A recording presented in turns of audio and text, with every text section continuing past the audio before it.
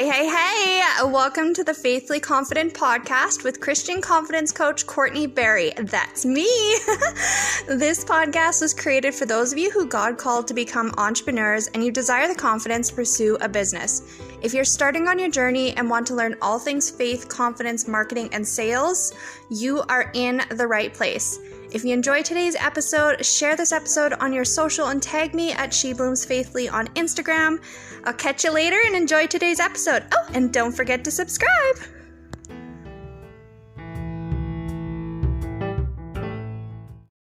All right, so for the week before we get started with our podcast episode, I just wanted to take a quick moment just to acknowledge the reviews that are coming in from you wonderful listeners. I'm so grateful. I'm so happy to have you guys here and leaving reviews so that more people can find the podcast and enjoy it and know what it's all about, and you get the gist of it. Anyway, so for this week, we had a review come in from Melody, who runs the Abundant Mom Life podcast, and she gave it 5 stars for being a Christ-led confidence and business podcast. So what she said about the podcast in her review was, "What a wonderful podcast with great tips and encouragement for women starting off on their entrepreneurial journey with the goal of a kingdom-minded, purpose-led business. We all need help with confidence, and I love the focus on Godfidence in faith-led business and life." So thank you, Melody, for your review. I greatly appreciate you. You are amazing for leaving that. And for those of you that want to leave a review and you're not sure quite how, you can go to shebloomsfaithfully.com/review podcast. Review podcast, or is it podcast review? Let me just quickly check that. Review podcast. So we're doing this messy today, guys. All right, so shebloomsfaithfully.com/review podcast. All right, so without further ado, let's get started on this week's episode. All right, you guys, are you ready for this week's episode? This is going to be a bomb episode that has been highly requested from so many of you, and that is, what do I do for a new week reset? So when I start my new week, what do I do to set myself up for the week? So I've had lots of you reach out and be like, "What do you do on Sunday? What do you have a checklist? And, is there certain things that you do? Is there certain things you do each week that helps you be more successful? Is there certain things that you don't do?" And I really wanted to do this, and that is also why it's coming out on Sunday, preferably earlier, but life happens, right? So we are getting this recorded and we are getting it out, and I'm super excited. Oh my gosh, if you can't tell that in my voice already. Anyway, so what we are going to be going through this week is, I need a sip of water. I have so much energy right now, you guys. It's ridiculous. Ridiculous. Mm. All right. Whew. Oh, that was delicious. Okay, so with my new week checklist, and you guys are gonna love me because I actually created a PDF for you to get this checklist downloaded, so you can also have a copy of it as well, because I just love you guys that much.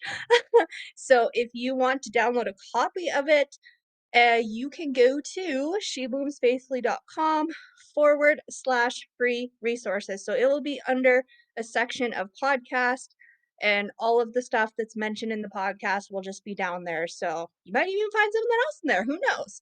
But anyways, I value your time. So let's get started. Woohoo! Okay. This is gonna be such a weird episode. I have so much energy. If you love this energy on the podcast, let me know. Send me a message. Because I will happily record these when I'm like super ADHD hyperactive and like, let's go. It's go time. Okay. Whew, breathe, Courtney. I just get so excited about checklists and new weeks and new beginnings and fresh starts. Like, I used to be the person that when I worked my 9 to 5, I dreaded Sunday. I hated Monday. I was super excited about Wednesday because, it was the midweek hump day, and we're almost at the end of the week. Now I'm like, oh my gosh, it's a new day. I'm so excited. But anyways, okay, back on track, Courtney. Focus, focus, focus. All right, so I have this checklist that I go through. It's things that I go through every single week. So I have things from personal to business to financial to digital to just extra clutter items like, anything else that you come up with while you're brain dumping and you're like, "Oh, I forgot to add this to my list." That is what I have for you. So, I'm going to kind of quickly go through these. I don't want to spend too much time on this episode because highly passionate about this topic itself. So I could probably ramble on and this could be an hour-long episode if you let me. But I want to make these nice and short for you guys as much as I can and pack as much value into these episodes as I possibly can in a short time. So, go download your checklist, go check that out shebloomsfaithfully.com/free resources. Okay, so getting started, the first thing that I do is I go through my personal items. So what this looks like for me when I start my week is I use Google Calendar because it's digital. You can access it on your phone, you can access it on your computer. Wherever you are, you should have access to it theoretically. So I check my calendar for the week. I have different calendars that I use. So I have like my personal calendar, my business calendar, my appointment calendar, and I have like my own little calendars set up within my one email address. So I can kind of flick through it, see what I have set up for the week, and know what my week is going to look like. So that is what I start my week with. And then I have a journal time with myself. I usually set a timer for usually about 15 minutes. Sometimes it goes a little longer than that, but I mean, find what works for you. If you don't want to write that long, write for at least 10 minutes just to get stuff on paper and get stuff out there. So this can be things like, I have so many things on the go right now, especially with my ADHD. I've got like my Etsy store stuff I need to do. I've got podcast stuff I need to do, emails I need to write. I I have so many things. Never mind my personal stuff and my stuff around the house and my pregnancy stuff and relationship stuff. There's so many things. So brain dumping is a very important way to start your week because it kind of gives you that visual of things that you may have forgotten and things that you still need to do or things that really you don't need to do. It's a fantastic habit to get into. All right, so then the next thing I do is while I'm doing after I'm done my brain dumping, I still have my journal out. I'm now setting my personal intentions for the week. So depending on what your lifestyle looks like, these can be, maybe this week I want to set a spiritual intention and I want to spend more time with God in the mornings. Or maybe it's I want to wake up at this time during the week. I want to, so you get the point. Set your intention for the week. And then I clean up my environment because you all know if your environment is cluttered, it creates chaos in your mind. You cannot focus. You are spending all this time trying to work on your business when all you can see is the dishes that need to be done, the cup that didn't get put away into the kitchen, the laundry that needs to get folded. Oh, the laundry just beeped. Now I need to go and switch the laundry over. I need to vacuum. Oh, there's a crumb on the floor there. I need to go sweep up the kitchen. Ki- I feel like it's always my kitchen. Might be because my kitchen's always a mess, but I'm always using a kitchen in these examples. But, anyways, clean up your environment so you have a clear mind, a clear space, and a fresh start to the week. And then going into my business items for the week, again, I start my week with checking my calendar. I use the same calendar for personal as I do with business, so my events don't clash and I overbook myself for something or I double book myself for something. So that's really important to have your one calendar that you use. Maybe you have a family calendar that you use between you and your husband or relatives or whoever and your kids. Figure out what works for you within your calendar system. Anyways, I check my calendar for the week, see what I have planned for the week, see what I have for calls, what I have for events, if I'm scheduled to be on a podcast, if I have somewhere I'm speaking. I make sure that I know what my week looks like in advance so I can kind of plan out the rest of my week within those events. So then again, going into the brain dumping. I usually like to do personal and then I do business, so I'm not just brain dumping personal and business at the same time, but that's a personal preference. It works really well for me. It might not work for you. Again, we're all individuals, so find what works for you.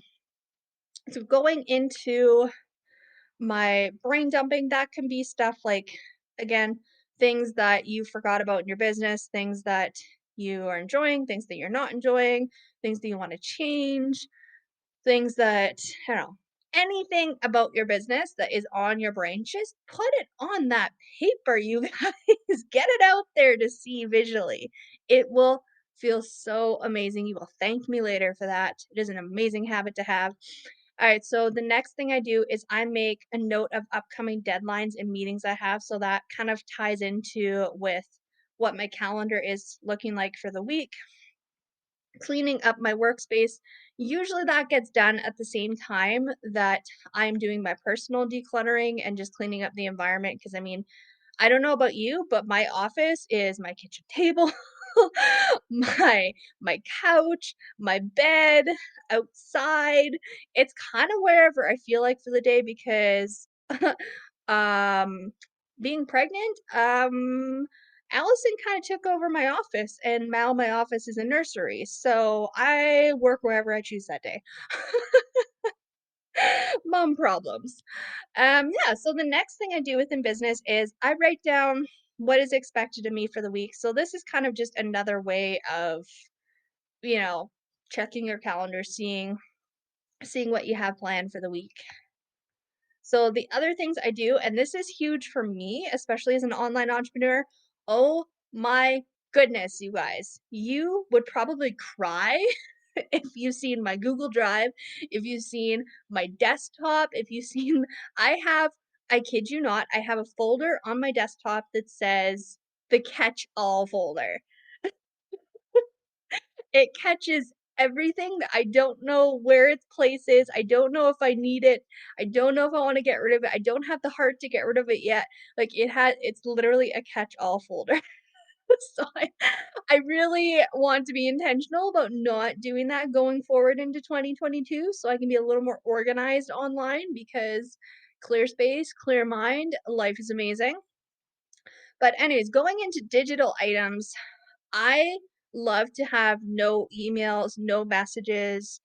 I love to have a place for everything except my catch-all folder on my Google Drive. Those are chaos and another story. But one thing that I do with Instagram is they have the two folders, so I'm still kind of figuring out how I like using those. You maybe have a way to use them, maybe you don't. But I like to delete messages that no longer matter. I don't have any use to have them anymore, or I move them into the other folder. So it's people that I'm having ongoing conversation with, I move into a certain folder, or they get deleted. So that is Instagram. Moving into Facebook. With Facebook, what I do is I go through my entire inbox. I may be crazy, but I love to have a clean space. So I archive all of my messages. If a message has not been responded and it still needs something from me, I just go and I click the message and I add it as unread.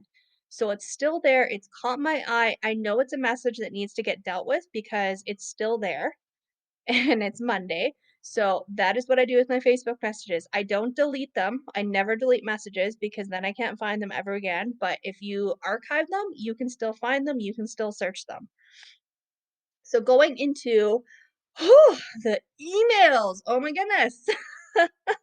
You are either one of those people that's like me and super anal and has a zero inbox, or you're like, for example, my mom. You get mentioned a lot in this podcast. I love you. But going into emails, you either one of those people that it's clear, it's okay, you try to maintain it, or it's 1,000, 2,000, 10,000, 20,000 emails, and you just don't know which way is up and which way is down. So I don't know which one you are, but I'm the first one. I love to have a clean inbox. It drives me crazy when I have unread messages that have not been dealt with. So I go in, every single week, I clear out my inbox for the week. I unsubscribe to anything that I notice I'm not checking emails from, or they're sending me just way too many emails that it's just obnoxious.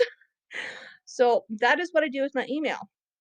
And then the other option is you can also add email folders and labels, and you can deal with your Gmail in a way where as soon as an email comes in from this person, it goes straight to that folder. So I have that set up, and that helps a lot with my email organization. And then the digital section as well. Delete old files from your computer, delete old files from Canva you're not using, organize your Canva. My Canva is crazy right now. I'm still in the process of organizing it. I haven't had any Canva organization since 2017. So you can imagine just how chaotic my Canva looks like. So hopefully yours looks a little bit better than mine. So then the other one, the last but least, and the most important one, especially as a business owner, is your financial items. So, what this looks like for me is, and what you track expands. I mean, that is a little bit spiritual woo woo, but honestly, I have noticed it makes a difference. What you track expands. So, whether it's spiritual woo woo or biblical or not, I honestly don't really care. Anyways, there was really no point in saying that, but I just felt like I had to, get that little blurb out there. But so for my financial items, I do my own bookkeeping. I have a Google spreadsheet that I use, and I do my bookkeeping of my sales, my cash, profit and loss, and my expenses. And then I actually have a binder that I print out this spreadsheet. So I go and I put that in either weekly or I put that in monthly. It kind of depends on what I have set up at home for that year.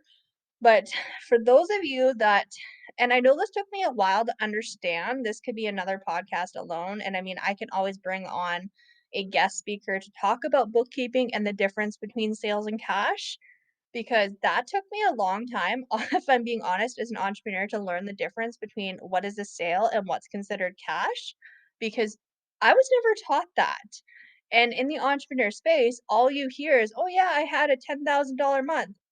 But yet they had a $10,000 month in sales and they only had, say, a $2,000 month in cash. So there's a huge difference. So I do my bookkeeping with sales and cash. If you're in Canada, you can only do your bookkeeping with sales. That's how I believe Canada does it, according to my accountant that I do my yearly bookkeeping with. But oh my gosh, we're losing track here. That's another topic for another day. All right, so the other thing I do is I deposit 30% of my sales into my tax account for year end. You want to make sure that you have that money set aside, or else come end of the year, you might be a little bit screwed and you might owe some money and not have that money. So make sure you set aside whatever percentage it is that you need to set aside for your business for your year end taxes. Or if you're in the US, I believe they do them quarterly, but in Canada, I just do mine year at a year end because I don't have my GST. So the other thing is make note of upcoming payment withdrawals. This is really good to know so that you have awareness of what's coming out if you have the money in your account to have those payments come out without having an NSF, because let's be honest, NSFs, they suck. Not fun. The other thing is make note of upcoming payments that are due. So this is stuff that you manually have to pay, or stuff that again is coming out as well that you can go in and make in advance. So I always ask myself, is this a payment that I can make right now? So then on Sunday, if I know I have payments that are due, so say I have an invoice, say I have to pay my coach, I know that, okay, my payment is due by, say, Friday. I owe her $1,000. Okay, I have that money in my account right now. You know what? I'm just gonna wipe that off my slate for the week, take that off my to-do list, and I'm gonna go pay her now. So that is what that means. And then the last thing I have is, does any money need to be shifted in the accounts that I have? So if you have multiple accounts, you have personal, you have business, you still haven't quite combined everything, or not combined, sorry, separated everything.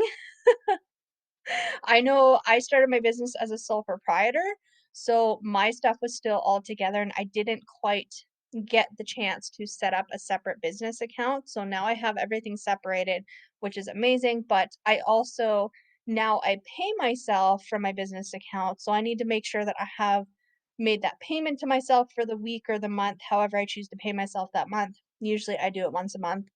But I need to make sure that I have money in my personal account to pay my bills for that week, for that month. So if there's anything that needs to be shifted, that is something to be aware of for the week. Right, so that's pretty much what I go through. I know this was a lot longer of an episode than I normally do. So for those of you that have a short attention span like me, I apologize. But hey, you know what? That's why it's a podcast. That's why you get to do it on your own time. You find what works for you. You do it in little increments. But this was a podcast that was highly requested, so I had a feeling it was going to be a lot longer. But anyways, so I hope that you enjoyed this week's episode on, getting everything set up for the week. I know that when I don't do this in my life and in my business, pardon my language, but my week goes to shit. Like, it really does. I have no organization. That's when the house gets really messy. That's when I get really stressed. That's when habits fall off. And it's just a really bad week. So, doing this is just such a nice reset. I love to just put some nice music in the background. I've got some really nice YouTube channels I listen to. I turn on my Christmas lights because, it's the Christmas season right now. So, take advantage of it. I got my fireplace on. I'm having a nice latte or just a cup of coffee, and I just set the vibe and I just go, go, go, go, go. Like, it's such a great setup for the week, and it feels so amazing when you're done, especially getting that brain dump done in your journal for everything that is in your brain that you don't realize you're holding on to. Because let's be honest, there's so many things that we're holding on to that we don't realize we still have, and it's hard to let go of those things because we don't realize they're there. We have so many things in our brain that just sits there. If we don't get it out, then eventually, as they say, your bottle is getting full and it's going to shatter. So get this checklist, go print it out, try it out for a week, see how it works for you. Let me know. Send me a message on Instagram if it's working for you. If you love it, I would love to hear about it. But I really need to stop talking now because otherwise I'm going to ramble again about this checklist, probably go on to another topic. But anyways, I love you guys so, so, so, so, so much. Thank you for listening to this week's episode, and I will see you again for next week. Bye, guys.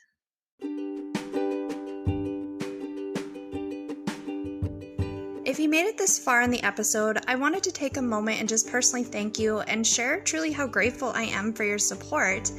I really do appreciate you more than you know. And if you'd like to show more support with the podcast, please share it with others so they can find it, post about it on social media, and don't forget to tag me at SheBlooms I love to connect with my listeners and hang out with you guys on Instagram. It would also mean a lot to me if you took a moment and left a 5-star review and rating. Thanks again, and I will see you next week.